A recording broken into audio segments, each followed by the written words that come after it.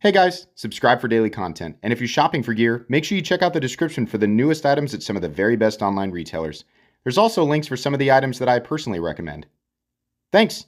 What's going on YouTube? Metal Complex here, and today I've got another interesting knife review / knife overview to share with you guys. This is the Artisan Cutlery Tylos, which is a Dylan Mallory design. Really nice, simple lines here. This is an interesting knife, and I've got a few things to say about it. Thank you so much to Artisan Cutlery for sending this in for me to take a look at. Thanks to my patrons for supporting me.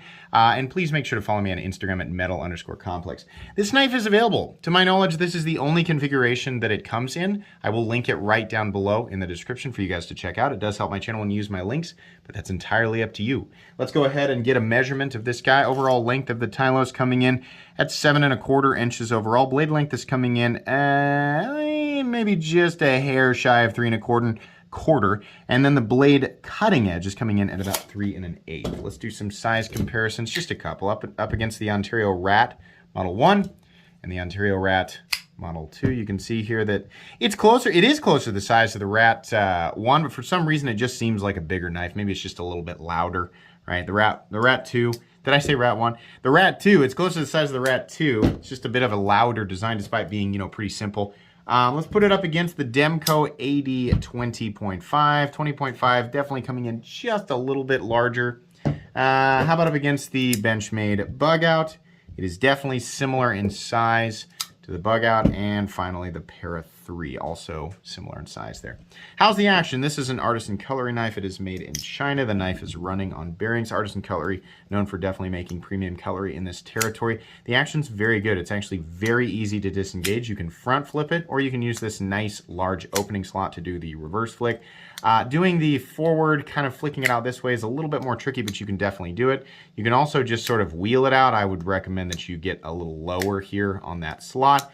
Makes it a little easier. But yeah, overall the action is very good, about what you'd expect for this territory in the premium knife world.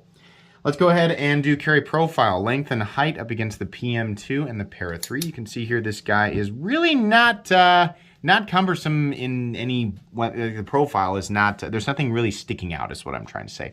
That really porky pig to that.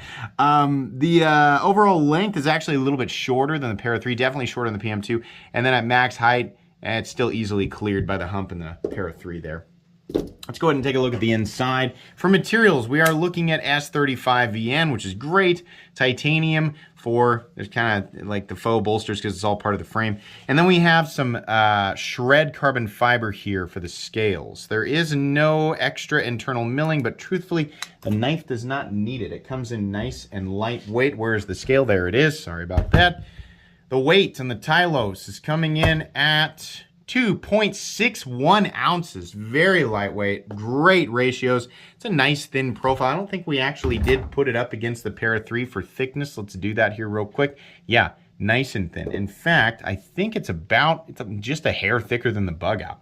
So nice, lightweight, skinny profile. Let's go ahead and do a hardware check. I'll get out my tools as per usual. My tools are very inexpensive and very recommendable. You can find them right down in the section of my description that talks about the tools I use on this channel. We have a T8 pivot. We have T6 hardware, right, for the scales here. There's likely another couple of screws underneath, probably one more screw underneath here because one of the screws is holding in. No, that can't be. No, there's probably 2 screws under here. You can see actually the hidden screw that's holding in the pocket clip. There's another couple of screws probably underneath here holding in the backspacer, and that's fine. It's nowhere near minimal hardware, and these are T6 screws, which is a bummer. It's not anything that's really going to hold most people back from disassembling it. It's just kind of tedious, and you have to be careful, right? As long as you have quality hardware and a place to put your tools, you should be good to go. Let's go ahead and measure blade stock thickness. Looks like a fairly thin blade. I always like to take a guess because I don't measure these before the review. I like to kind of just experience the knife and not judge it based on particular measurements. The spine is probably 115. Here we go. Nope, it's thicker than that, 124 thousandths. So surprisingly, it's the same. All right, yeah, it's the same thickness as the Ritter Hogue. It's just the body that threw me off there. Listen to me making excuses. All right, so the Tylos. This is very clearly, I mean, I say very clearly. The truth is I looked at it and I was like, yeah, that's a nice minimalist kind of aesthetic. And then I see Dylan Mallory, his logo on the outside of it, which is right here. And I go, oh, of course, that's a Dylan Mallory design.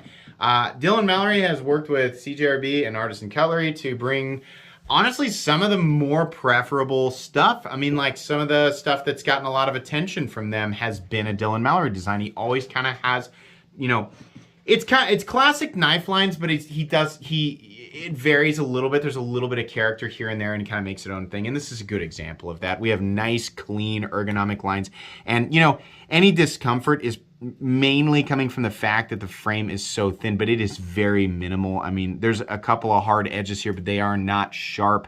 It's just kind of abrupt because of, you know, how thin the scales and the frame are, but it's fine. It's plenty comfortable.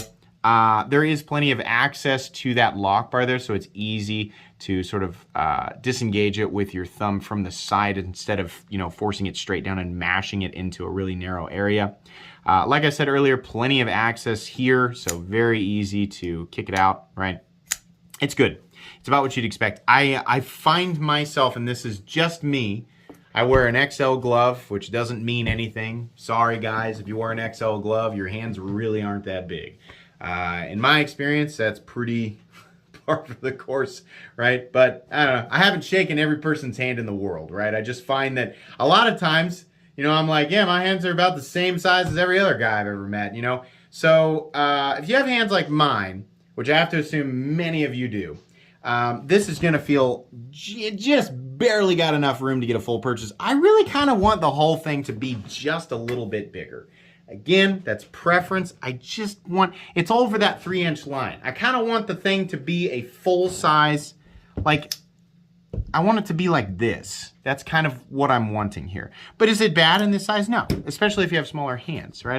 That's what I feel compelled to say that. But it's good enough. And the pocket clip does not create any type of hot spot, given that it is flat and it is nicely rounded off on the corners and everything like that. So plenty comfortable. It's not the type of knife that I would take out and use, you know, really hard for an extended period of time. It's a good EDC style blade.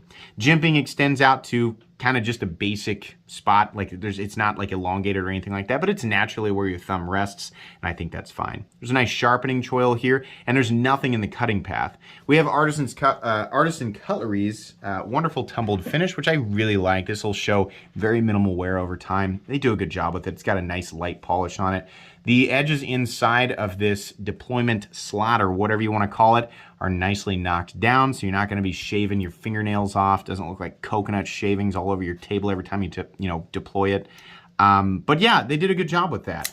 The access to the front flipper, this is pronounced enough that it makes it easy to front flip, and it also is nice and snappy. It just feels like the detent is tuned properly. They kind of split the difference exactly between people who want to deploy it with the slot and people who want to deploy it with the little unicorn horn there. Or front flip, whatever you want to call it. But yeah, it works really well. The blade profile is extremely simple. It's not completely and totally flat ground. There's a little, can we see it? Right there. There's a little bit of a swedge there, but plenty of room, you know, off of the stock. Like this, it's still flat ground. I mean, it's just not like all the way up to the spine is what I was saying. Still plenty of room to drop off of this 125 thousandths spine down to a pretty darn thin cutting edge. You can see the taper there down to the tip, which it definitely does have. Kind of like that the tip is angled down a little bit more, so it's still fairly easy given the length of the blade as well to do like your draw cuts and things like that. But this is going to be a straightforward EDC cutting tool, right? Not anything that feels ultra specialized, but you know, reasonably good at a lot of different things. And Dylan Mallory does that well. His designs generally do that well, and they are often very, you know, they're preferred designs amidst the Artisan Cutlery and CJRB line. I'm sure there's lots of people who can attest to that. Anyways, we have the Artisan Cutlery logo here on the other side. They still put a whole bunch of stuff. They mashed it into this corner, which I appreciate a little bit more. But it says China, the serial number, Dylan Mallory's logo, and S35VN. If we could, you know, reducing it to just Dylan Mallory's logo, which looks like evil McDonald's. I don't know why. That's what it looks like to me. Like if McDonald's was like, you know what? We're just going Halloween themed year round. then that's what it looks like. No, nothing against Dylan. That's what it makes me think of every single time. That's just where my brain goes. But S35VN and his logo I think would have been fine, but okay, no big deal. We have a little backspacer here. You know, they remind us again that it is Artisan Cutlery. We know that because we have the logo right there. It's like, you know, pick one or the other. We really don't need it, I don't think. You know, truthfully, they should have just left this off of here. I think it kind of makes the backspacer look a little bit cheesy, but that's just my opinion. We have a lanyard hole that, you know, is a thing that people use if they like lanyards. That's fine. It's totally out of the way of the much more important feature, and that would be the pocket clip. The pocket clip is mounted in a nice spot. It's plenty deep. It's not completely deep, but it doesn't need to be. Plenty deep for, you know, like at least my preferences, right? Nice ramp on the pocket clip, so it should be plenty easy in and out of the pocket. At least it was in my experience. Nice retention. This is a titanium clip, which I appreciate. It's a simple one, but it's still a milled clip. There is a lock bar insert that doubles as the over travel stop. I do like that he went with a bolster lock on this guy, or subframe, whatever you want to call it. Right? I just go back and forth on that. And you know, correct me if you want. People are always going to. They're going to be like, well, so the actual it's fine. I can guarantee you that I will continue to mess that up in future content. I've just got so much stuff bouncing around in my head that sometimes I mix that stuff up. But what we can see here is that this lock is in the faux bolster area of this knife, but this entire thing is actually the frame. So there you go. What this actually is clear, and what we label it can be, you can discuss that down there. But I like that we've got this because, and it's like I've mentioned many times, on anything that's even, in fact, in pretty much all designs, I prefer a liner lock over a frame lock. Why? Because they are almost exact. I mean, arguably they are exactly the same strength. An exposed frame lock, no matter how thick that contact point is for the lock bar, it's only as strong as its relief cut, which is oftentimes just as thin or thinner than a standard liner lock, right? I mean, that's just the case. But the main reason is not strength. I mean, a lot of that just comes with appropriate geometry and surface contact. The main thing is that the majority of this lock area is covered by the carbon fiber, which, by the way, does look really nice. You're going to have some voids here and there with shred, which is just kind of, you know, it's a package deal, right? Sometimes you get shred carbon fiber or marble carbon fiber and it has no voids, and sometimes it's got a lot of voids. This has a few, right? It's not anything that, you know, makes me want to freak out and send, you know, if I had purchased this, it wouldn't make me want to freak out and send it back. But it, you know, expect that it might be there. But anyways, you don't have to figure out where to lay your fingers when you're trying to hold onto this thing and not throw it across the room while you're deploying it. It's nice to not have to worry about, am I putting pressure on that lock bar? Is that why it's so difficult to deploy? You don't have to worry about that. Your fingers are going to land on the carbon fiber when you go to do this, which just makes it something you don't have to think about. I think it's just a better way to design a knife. So anyways, we have a stop pin located in its traditional place. I don't think there's any shouldering, but you know, we don't need it. No blade play up, down, left to right. No lock stick. There is a tiny little bit of pivot lash. Hold on.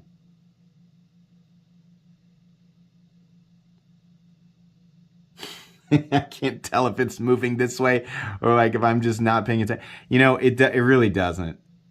Nah, I think it's in my head. There's no pivot lash. Very nice and consistent in here. This will likely just get smoother over time. We have a nice, it's sort of a medium light detent, but I mean, truthfully, if you're going to do a combination front flipper and, you know, a little deployment slot thing here, you kind of want that, you know. Can you shake it open? Yeah, it takes some effort though. So I think the detent's fine. Centering is dead on. So, in conclusion here, this knife is in no way, shape, or form reinventing the wheel. We have lots and lots and lots of stuff just like this in the knife world. It's a very safe design, very, I mean, like, you know, it's Dylan Mallory, but it's also mixed in with just what people, you know, generally expect to see right now.